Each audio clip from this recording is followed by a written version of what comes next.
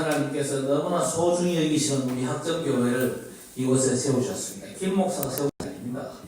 하나님께서 세우셨죠.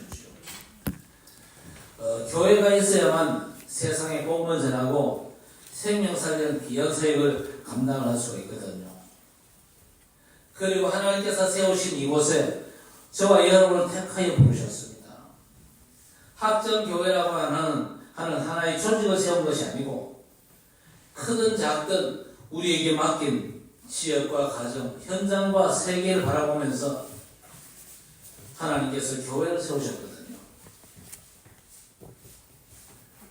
저는 어릴 적부터 교회 생활을 했습니다. 그래서 어릴 적의 예배당은 제게 놀이터로 기억이 됩니다. 좋았던 기억들이 많이 남아있습니다. 어떻게 하면 교회가 즐거운 곳이 될 수 있을지 고민을 하죠. 그리고 교회는요, 일을 배울 수 있는 그런 곳이었습니다. 제가 중학교 들어가서부터 교회 주부를 제가 했어요. 그때 이 필경 작업을 제가 직접 했거든요. 직접 손으로 써가지고 그거를요, 잉크를 가지고 이렇게 밀고, 그래서 주보를 만들어가지고 예배를 드리는 일에 제가 좀 보탬되기도 했습니다. 그리고 강대상 벽에다가 글자들을 적어가지고 걸면서 정리하고 배치하는 그런 일도 제가 했어요. 그래서 우리 청년들은요, 교회 일이 있을 때 스텝으로 뛰는 걸 좀 추천합니다. 왜냐? 스텝으로 뛰면서 세상 일들을 배울 수도 있기 때문에 그렇거든요. 그러면서 교회관이 성경적으로 또 신앙적으로 뿌리를 내리기 시작하는 겁니다.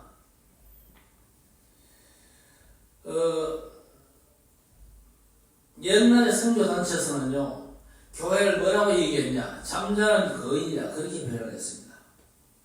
잠자는 거인이야. 거인이 움직이면 엄청난 영향을 끼치는데 그 거인들이 거의가 잠자고 있거든요.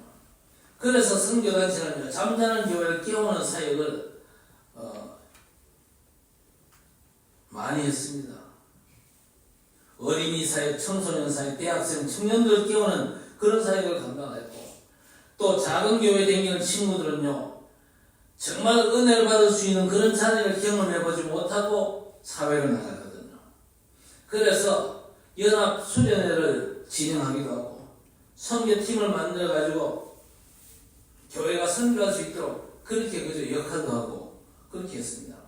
또 교회가 없는 시골 지역에 교회가 세워질 때까지 사역을 감당하자 그러면서 애들 불러가지고 찬양과 율동을 가르치고 그렇게 했거든요. 그런 사역들을 왜 했을까요? 그런 선교단체를 키우는 게 목적이 아니었죠. 그걸 통해서 교회가 세워졌으면 하는 그런 바람이 있었던 겁니다. 자, 교회의 심각한 문제가 뭔 문제냐? 교회가 시간이 지나면서 손가락질 받습니다. 또 많은 어려움을 당하고 있는데 왜 그럴까요? 이걸 회복해야 될 사명이 우리 학점교회에 있습니다. 13세기에 토마스 아퀴나스라고 하는 유명한 신학자가 있었어요. 이 사람이 교황청에 가서 교황과 대화를 하고 있었는데 교황이 전국에서 모인 헌금을 보이면서 자랑을 하는 겁니다. 지금 전국에서 헌금이 올라와가지고 지금 우리 교회가 이렇게 그저 부자가 됐다. 그런 자랑을 합니다. 그걸 보면서 토마스 아퀴나스가 뭘 생각했냐?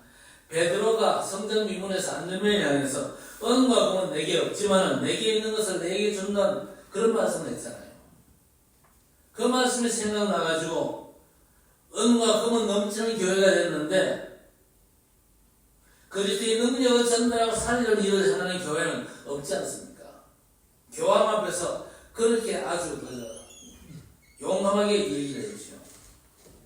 그런데 안타깝게 지금의 교회도 그러하거든요. 많은 것들이 넘쳐나는데 그리스도를 전달하는 것에는 너무 약하지 않습니까? 한 예로 크리스마스를 보세요. 크리스마스 이게 무슨 뜻입니까? 그리스도의 날이다. 그런 의미거든요. 크리스마스.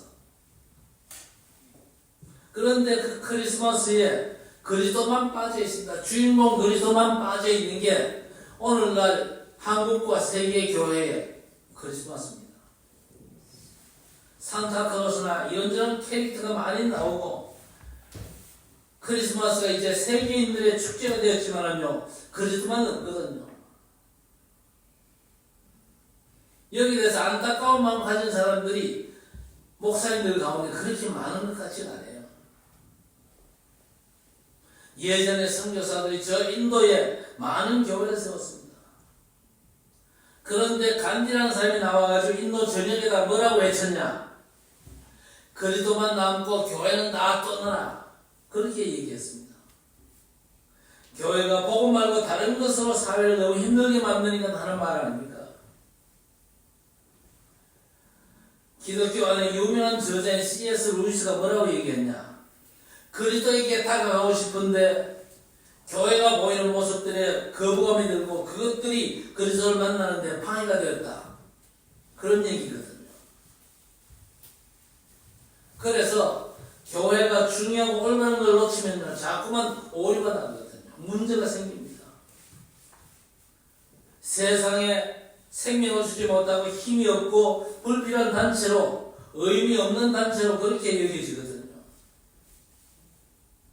컴퓨터를 처음 사용하면요 잘 됩니다만요, 오래 사용하다 보면 점점 버벅거리지 않습니까? 여러 가지 방법을 동원해 보지만요, 가장 좋은 방법은 포맷을 시키는 겁니다. 그러면요 컴퓨터가 또 생생 돌아가거든요. 교회도 마찬가지입니다. 지금의 교회 모습이 이렇다 저렇다 그러지만요, 가장 빠르고 완전한 방법은 첫 번째 교회의 모습으로 돌아가는 겁니다. 하나님께서 교회다운 교회가 어떤 교회인지를 모델로 세우신 교회가 바로 초대교회 아닙니까? 그래서 초대교회를 보면요, 교회의 본질을 알 수가 있습니다. 그리고 교회의 기초가 뭐냐, 그 점을 말씀하고 있습니다. 건물을 지어갈 때에 뭔가 이상하다 그러면요, 설계도를 보고 다시 확인을 해야 됩니다. 그냥 그저 십장도 시키는 대로 공사를 계속했다면요, 아주 이상한 물건이 나오고 마는 겁니다. 교회가 지금 전 세계에 확산되어 가고 있지만요, 교회가 뭔가 안 되고 있다 그러면요, 다른 방법을 찾는 게 아닙니다. 원점으로 되돌아가야 됩니다. 하나님께서 세우신 교회다운 교회를 보면요, 본질과 근본을 찾을 수 있습니다. 그래야만 올바르게 새로 시작할 수 있거든요. 오늘 본문에 교회의 본질 4가지를 설명하고 있습니다. 그게 뭡니까? 사도의 가르침을 받아 서로 뜨겁대며 교제하며 기도에 힘쓰며 구원받는 자를 날마다 더하셨다 그랬습니다. 오로지 기도에 힘쓰더라. 오로지라는 이 단어는요, 42절 시작할 때 제일 앞에 붙는 단어 아닙니까? 오로지 사도의 가르침을 받고 오로지 서로 뜨겁대며 교제하고 오로지 기도에 힘썼다 그랬습니다. 오직과 전심으로 지속이라는 뜻입니다. 자, 먼저 사도의 가르침을 받았습니다. 사도는요, 예수님의 제자 아닙니까? 한 사람이 아니고 여러 사람을 의미합니다. 여러 사람들이 메신저로 또 예수님 제자로 가르침 받은 걸 전달한 자로 서 있었던 것입니다. 자, 그런데 예수님께 받은 가르침은요, 많은 가르침이 아니었습니다. 딱 하나였죠. 복음서를 보세요. 마태, 마가, 누가, 요한 사도들이 가르침을 전달하는데 가르침이 뭡니까? 예수 그리스도 십자가 죽음과 부활의 복음이었습니다. 사도는요 여러 명이었습니다만요, 가르침은 하나밖에 없었어요.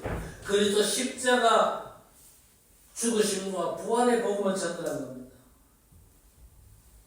그래서 신앙생활의 가장 기본이 뭐냐? 사도들의 신앙을 회복하는 겁니다. 우리가 사도신경을 고백하지 않습니까?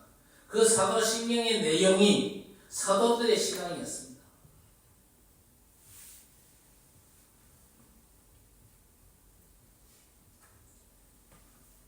사도들이 일어나가지고 그 복음의 비밀을 초대교회에 전달한 것이죠. 사도의 가르침을 받은 겁니다. 여기에 핵심되는 게 받았다는 건요, 우리 삶에 실제로 가져오는 겁니다. 사도 중에는요, 바울처럼 지식인도 있었지만요, 베드로같이 갈릴리 시골 출신 사람도 있었습니다. 이 사람들은 높은 지식을 가진 것도 아니고 수준 높은 학교를 다니는 것도 아닙니다. 고기를 잡아 생계를 유지하던 사람들이었죠. 그런데 그들이 전하든 바울 사도가 전하든 똑같습니다. 유명한 목사님이나 또 시골에서 목회하는 목사님, 아마 기본적으로 근본적으로는 다르지 않을 겁니다. 사도들이 가르쳐준 그 복음을 전하는데 누가 전하든 상관이 없죠. 갈릴리 출신이든지 지식인이든지 똑같고 그 말씀을 교회가 귀하게 받은 겁니다. 딴소리 하면 좀 항의도 해야 되겠죠. 복음 안 전하고 다른 소리 자꾸 하면요, 윤리 도덕 얘기하고 그러면 항의도 할 수 있겠죠. 그러나 예수 그리스도 십자가 죽으심과 부활의 복음을 증거한다면 성도들은요, 그 가르침을 받아야 될 것입니다. 왜냐? 그게 전부 다이기 때문에. 복음 전하는 것이 교회 본질의 첫 번째 아닙니까? 우리가 삶을 어떻게 개발하고 행동을 어떻게 해야 되는지, 또 열심과 성공과 번영을 이야기하지만요, 복음만 여기서 빼버리면요, 그건 아무런 힘이 없는 종교생활에 불과한 것이죠. 교회는 절대 종교단체가 아니거든요.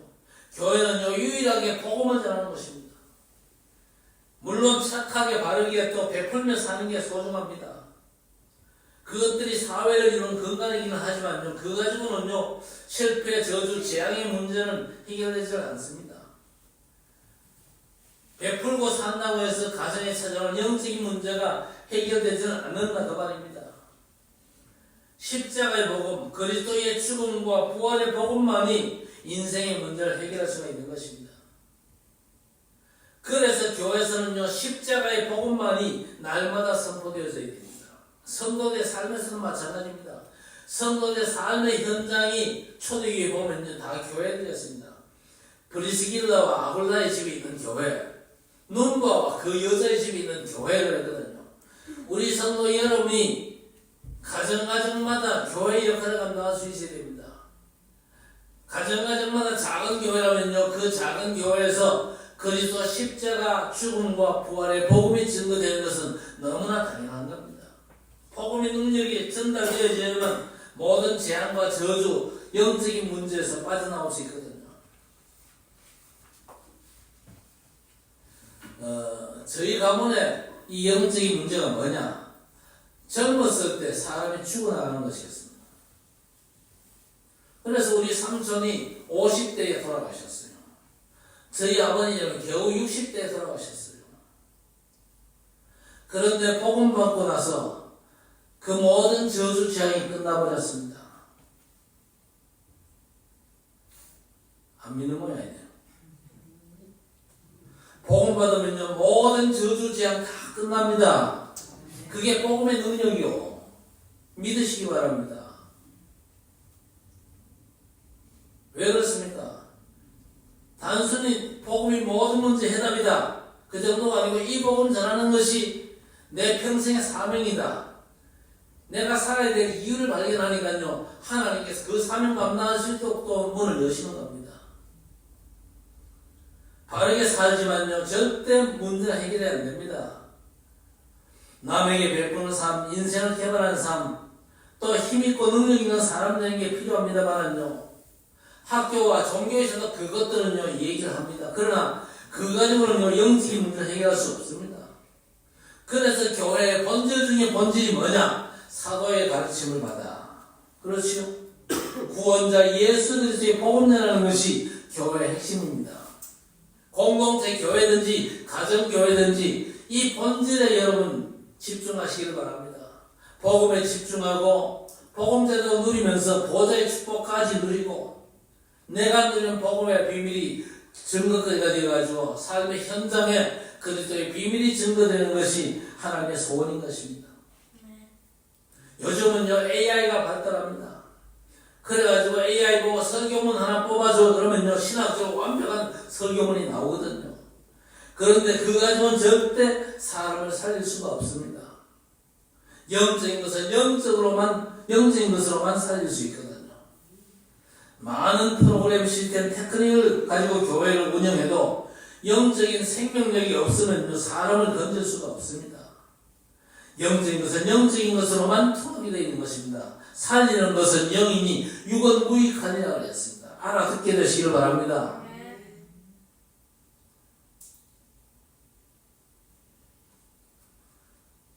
찬양 사역과 마찬가지 아닙니까?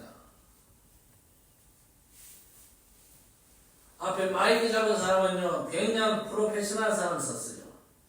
그러나 영적인 힘이 없으면요, 아무런 파워가 느껴지지 않습니다. 그러면요, 울리는 병마리에 불과하겠지요.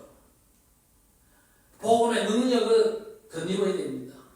좀 부족하고 연약해도 십자가의 도가 하나님의 능력이 되면 체험한 그런 사역자들이 교회 안에서 많이 일어나야 될 것입니다. 그래야만 교회가 힘있게 복음사역을 감당할 수가 있는 것입니다. 자, 두 번째 뭐라고 그랬습니까? 서로 교제하고 떡을 떼며 그랬습니다. 이 말씀은요, 성만찬을 행했다 그 말인데요. 다시 말씀드리면 복음 때문에 구원받았음을 감사하고 하나님을 찬양하는 것입니다. 구원의 감사, 감격이 넘치고 당연히 찬양을 하나님께 영광을 돌리는 겁니다. 구원의 비밀을 알고 함께 모이는 것이 교회입니다. 교회 공동체 아닙니까? 교회가 복음에 대해서 뜨겁지만요, 이 부분을 마음껏 표현하는 찬양의 문화가 절실해지는 것입니다.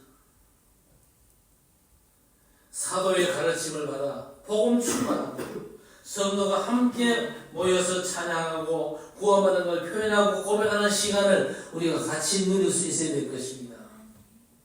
그래서 예배 시간에 항상 일찍이 와서 찬양과 기도 준비하라고 그렇게 광고를 하는데, 니는 캐라, 나는 언제나 5분 후다, 이런 사람은 딱 그 정도에 있어요. 여러분 제발 예배 시간 20분 전에 오세요. 최소한 20분 전에 오셔야 돼요. 그래야 우리가 함께 찬양하면서 예배 분위기를 제대로 조성할 수가 있는 것입니다. 너무 중요한 거지요. 그러면서 성도의 교제가 이루어져야 됩니다. 현대교회의 특징은요, 성도의 교제가 없어요. 예배 마치고 막 도망가기 바쁜 사람들이 굉장히 많습니다. 또 교제가 있다 한들 끼리끼리 모이는 그런 이상한 교제가 교회 안에서 요즘 많이 늘어나고 있습니다. 그건 교회의 교제가 아니거든요. 같은 대학 출신들, 같은 취미 가진 사람들끼리 이렇게 모여가 저들끼리, 그거는 교회 모습이 아니거든요.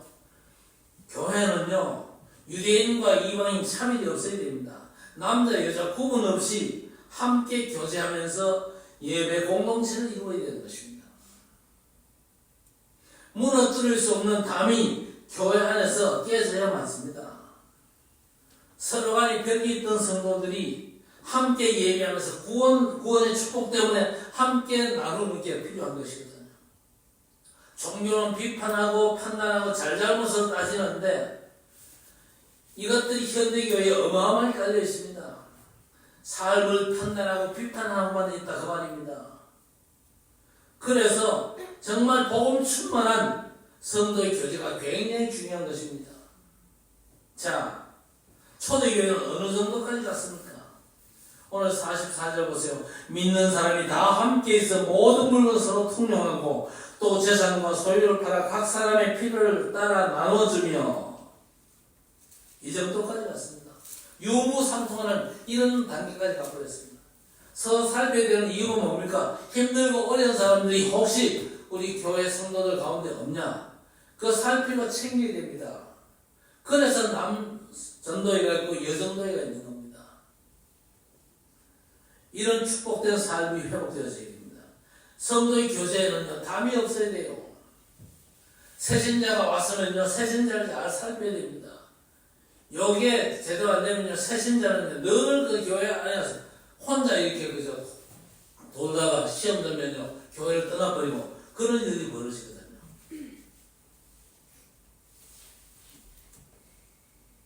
어려운 사람, 부한 사람 차별 없이 서로 나누고 챙기는 일들이 벌어졌다고 말입니다. 자, 그렇게 되는 건 어떻게 됩니까? 날마다 마음을 같이하여 성전에 모이기를 힘쓰고 집에서 떡을 떼며 기쁨과 순전한 마음으로 음식을 먹고 하나님을 찬미했다고 했습니다. 이게 교회의 참된 모습 아닙니까? 모이는 공동체 교회 속에서 올가는 예배가 되어지고 그 예배의 축복을 제대로 누리고 나누고 심지어 집에서 떡을 떼며 기쁨과 순전한 마음으로 음식을 먹고 그 집에서 당연히 그저 밥 먹는 거 집에서 일상 아니냐 그 말이 아닙니다. 집에서도 예배가 되어졌다 그 말입니다. 집에서 떡을 뗐다. 집에서도 예수 그리스도 복음을 제대로 누렸다 그 말이거든요. 떡을 뗐다.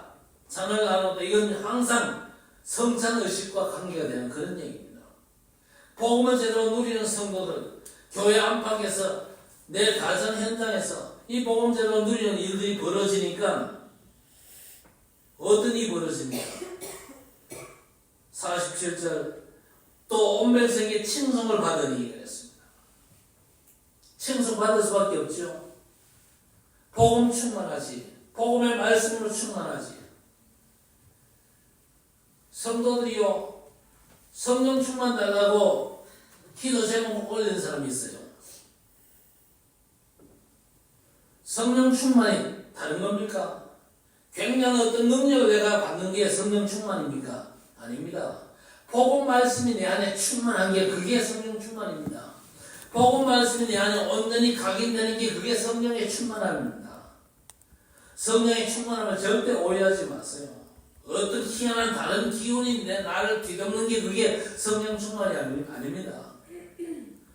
복음의 말씀이 내게 충만하고 복음의 말씀이 내 안에 가득하고 복음의 말씀이 내게 각인되어져 가지고 내 삶을 완전 주도하는 그게 성령의 충만함입니다.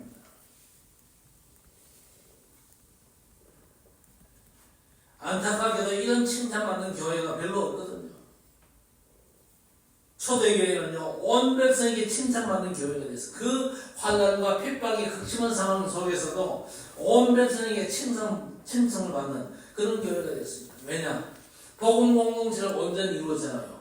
그 온전한 공동체, 복음 공동체가 서로 교제하는 공동체가 되거든요. 유무상통한 교회가 되거든요. 그 현장까지 전달되어지니까요 온 백성이 칭송을 받을 수밖에 없는 것이죠. 말씀을 중심에 두고 성도의 교제가 힘있게 일어나서 위로하고 챙겨주고 배려하고 힘을 얻고 위로를 주는 그런 교회의 모습, 모델된 교회의 모습입니다. 그러면서 46절 보세요. 성전에서 모이기를 힘쓰고 집에서 떡을 떼며 예배되며 넘친 은혜가 가정과 사업과 현장으로 직장과 학교로 흘러들어간 것입니다.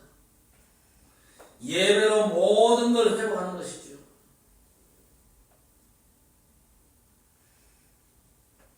성경은 분명히 모이기를 피하는 어떤 자들의 습관과 하지 말라고 했는데 요즘 내가 뼈저리게 느끼는 게 모이기를 피하는 습관. 모이기를 피하는 게 벌써 습관이 되어 있습니다. 물론 일이 바쁘고 그러다 보면요 수요 예배 정도 못 올 수도 있습니다. 또 온라인 예배 드릴 수 있잖아요. 모이지 않아도 하나님을 향한 삶에는요 문제되지 않는 그런 시스템들이 지금 확산되고 있습니다. 그런데 성경에서 말하는 교회는요 힘들더라도 함께 마음을 같이 모이기를 힘쓰는 교회입니다. 그래야만 진짜 전도와 선교 후대 사역을 감당할 수가 있거든요. 모이는 교회를 통해서 하나님의 은혜와 복음의 비밀이 가정과 현장으로 펼쳐지고 그 모든 현장을 살려냈다는 말씀입니다. 세 번째가 뭡니까? 기도하기를 힘썼다고 했습니다. 여러분 기도 공동체의 모습이 바로 교회의 본질입니다. 기도 공동체의 모습. 기도는요 영적인 호흡 아닙니까? 호흡을 멈추면요 살 사람이 아무도 없습니다. 기도를 쉬게 되면요 영적인 생명이 끝이 난다고 생각하면 되는 겁니다. 그만큼 기도가 중요한 것입니다. 구원받는 우리 하나님의 자녀에게 기도는요 굉장히 중요한 겁니다. 기도가 뭡니까? 하나님과의 소통 아닙니까? 보호자의 축복을 내가 이 땅에서 누리는 엄청난 비밀 아닙니까? 천국 열쇠를 우리가 언제 누리는 겁니다. 연약한 사람들이 모든 방법 다 써보다가 안 되니까 하는 행동이 기도가 아니단 말입니다. 기도는요 성도들의 강력한 특권입니다. 내가 할 수 없는 일을 전능자 하나님을 잡고 그 능력 속으로 들어가는 게 기도 아닙니까?